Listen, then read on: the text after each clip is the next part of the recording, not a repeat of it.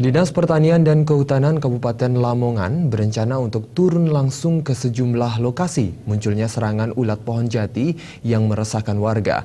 Langkah ini dilakukan untuk merespon banyaknya laporan masyarakat yang resah dengan kemunculan ulat penggerogot daun pohon jati ini.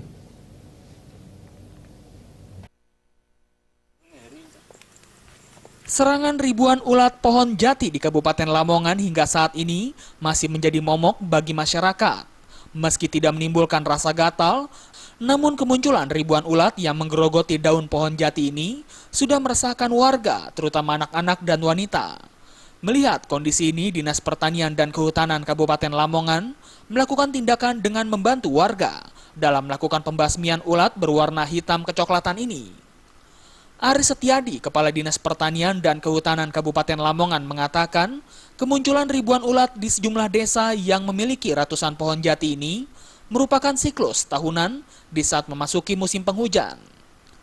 Banyaknya keluhan masyarakat yang resah dengan masih banyaknya ulat yang sering bergelantungan di pohon ini membuat pihaknya melakukan koordinasi bersama para penyuluh dan Kepala UPT Dinas Pertanian dan Kehutanan untuk membantu warga dalam melakukan pembasmian ulat. Pada musim pancaroba, terutama menjelang atau pada saat musim penghujan tiba, tidak seterusnya. Tetapi karena ada beberapa keluhan dari warga, terutama dari pengguna jalan, dan diantaranya ada yang sudah masuk kampung, maka kita menugaskan para penyuluh dan KUPT untuk membantu di beberapa desa yang kebetulan sudah mengganggu ketentraman warga. Seperti diketahui, sebelumnya ribuan ulat pohon jati dalam sepekan terakhir ini menyerang ratusan pohon jati di sejumlah wilayah seperti Kecamatan Turi, Kecamatan Solokuro, dan Kecamatan Maduran.